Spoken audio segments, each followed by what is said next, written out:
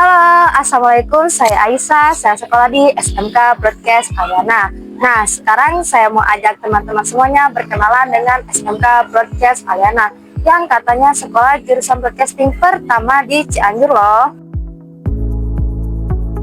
Di era digital saat ini, dunia broadcasting bukan lagi sekedar dunia layar kaca, tapi sudah jadi bagian kehidupan sehari-hari.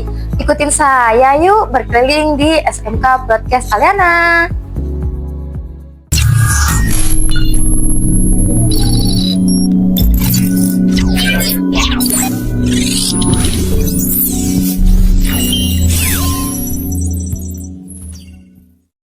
Selamat siang Bapak. Di sini Aisyah mau nanya-nanya nih tentang sekolah ini. Apa sih visi dan misi jurusan broadcasting ini? Oke, visi misi ya. Panjang sih. Oke. Visi SMK Broadcast Aliana itu menjadikan peserta didik yang disiplin, ya, insan berakhlak karimah, fasih, fleksibel, berani bereksplorasi, nasionalis dan juga tangkas, gitu ya. Jadi kalau secara akronim itu tuh jadinya bukan kalimat, jadi kata different, ya, different. Nah, kenapa jadi different? Karena berbeda ya, kalau di bahasa Indonesia ini berbeda. Nah, kebetulan slogan kita itu dare to be different, gitu. Jadi berani menjadi beda. Kalau di akronimin jadi different. Apa alasan kamu memilih jurusan broadcasting di SMK Aliana? Karena tertarik ke dunia perfilman dan penyiaran. Halo Bapak. Ya, halo. Menurut Bapak, apa sih tantangan sekaligus peluang yang dimiliki siswa broadcast Aliana ini? Menurut saya untuk tantangannya itu lebih ke etika dan tanggung jawab. Kenapa? Karena untuk bertanggung jawab itu setiap job desk harus bertanggung jawab. Dan di broadcasting ini mempunyai beberapa okupasi, ada 7 yang diantaranya ada penataan naskah, manajemen produksi, penyutradaraan, tata kamera, tata suara, tata cahaya, dan tata editing. Gitu. Dan editingnya ada 7. Dan kemudian kenapa etika untuk berkomunikasi itu penting gitu, antar job itu penting sekali. Dan kemudian untuk peluangnya untuk broadcasting ini sangat banyak, terutamanya di wirausaha kreatif. Sekarang itu lagi melonjaknya tentang digital ya, video digital untuk promosi, untuk branding gitu, untuk iklan itu sangat diperlukan sekali. Jadi banyak sekali peluang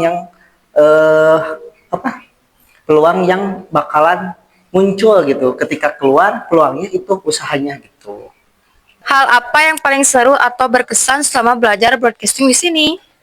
Kalau kita ada proyek bikin film pendek atau bikin berita, kita bisa terjun langsung ke lapangan sama ke tempat syuting, itu seru banget sih. Nah, saya mau tahu nih, fasilitas apa saja sih yang tersedia untuk penunjangan pembelajaran di jurusan broadcast ini? Di sini di SMK Broadcast banyak fasilitasnya, mulai dari peralatannya itu ada kamera, ada tripod, ada lighting, ada betul sekali, kemudian ada mic, ada laptop tidak ada, cuman ada komputer editingnya, kemudian ada ruangan podcastnya gitu, beserta lightingnya juga, kemudian ada green screennya juga gitu, dan dekor-dekor yang lain gitu. Ya, ada juga ini ruangan tata busana gitu. Tata artistik berarti ya? Ya, maksudnya ke tata artistik gitu, tentang untuk baju-baju gitu. Begitu. Sejauh ini prestasi apa sih yang udah diraih oleh siswa broadcasting ini? Prestasi peserta didik SMK Broadcast Aliana, mau akademis atau non akademis, bisa dibilang banyak ya gitu ya. Cuman mungkin Bapak mau nge-bold dulu yang jurusannya gitu ya, yang memang jurusan penyiaran. jurusan di kita gitu. Jadi pernah juara 2 lomba nasional film pendek judulnya yang kita buat itu judulnya Rumit gitu ya. Jadi nanti bolehlah nanti dilihatin ya, dikasih ya biar ada di sini. Secara akademis ada yang memang juara menulis gitu ya, tulisan pendek. Lalu ada juara non akademisnya kayak silat juara kedua se-Kabupaten Cianjur gitu ya. Ada panjat tebing gitu ya. Nah, memang ada gitu sarananya di sini. Panjat tebing nggak ada sih, cuman kita ya mendorong anak-anak kalau memang ada potensi, ada bakat ya pasti didorong lah. Jadi sejauh ini banyak prestasinya, dan memang kalaupun ada perlombaan-perlombaan yang memang satu apalagi jurusannya sama gitu ya, pasti kita doronglah anak-anak gitu ya buat berprestasi gitu. Bagaimana fasilitas dan bimbingan guru mendukung kreativitas kamu? Kalau kita ada tugas ataupun kita punya ide konten sendiri, guru pasti mendampingi dari mulai proses rekamannya sampai proses ngeditnya. Di sini apakah ada program khusus seperti proyek nyata atau kolaborasi dengan pihak lain? Nah, ini nih yang lebih serunya.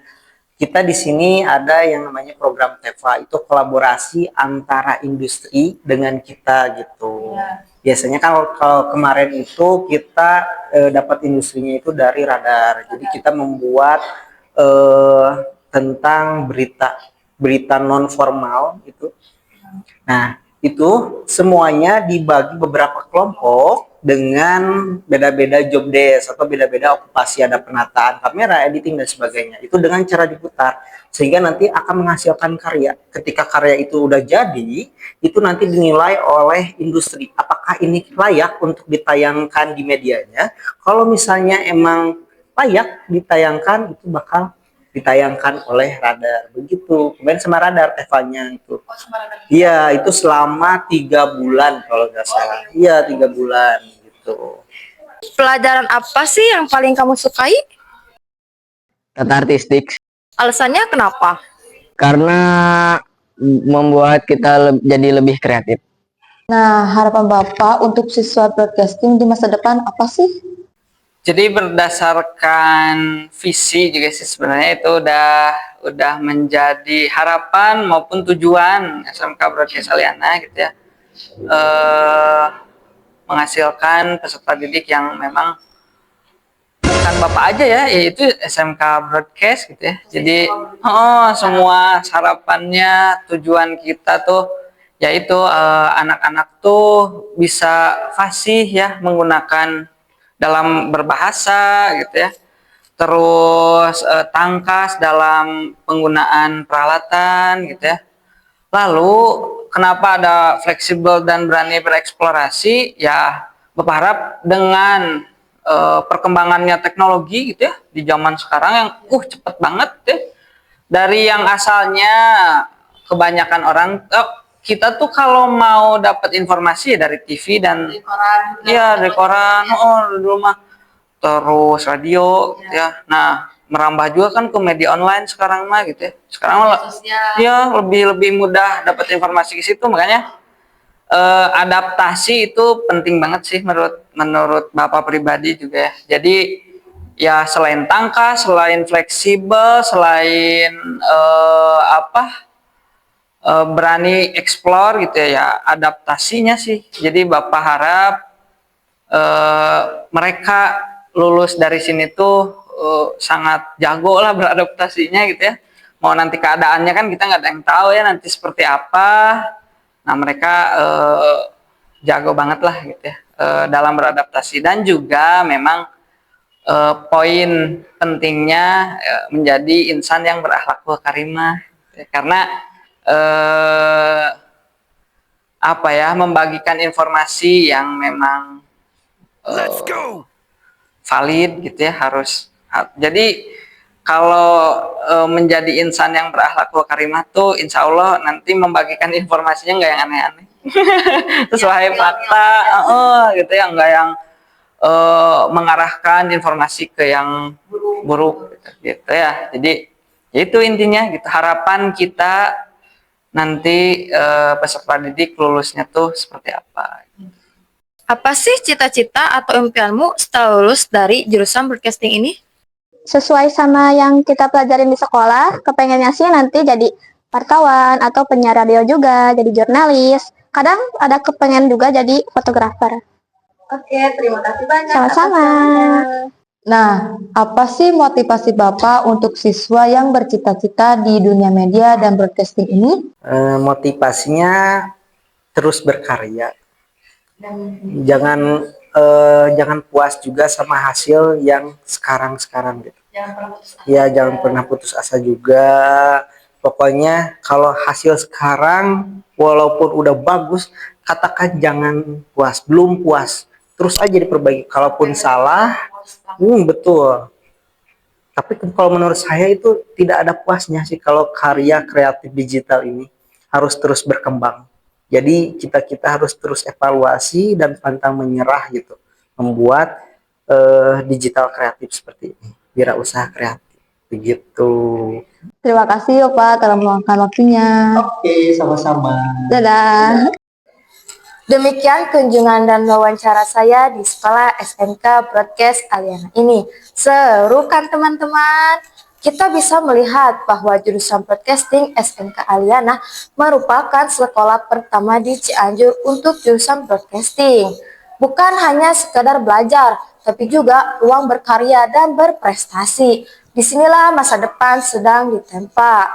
Jangan lupa like, share, dan subscribe ya teman-teman. Sampai jumpa di vlog berikutnya. Wassalamualaikum warahmatullahi wabarakatuh.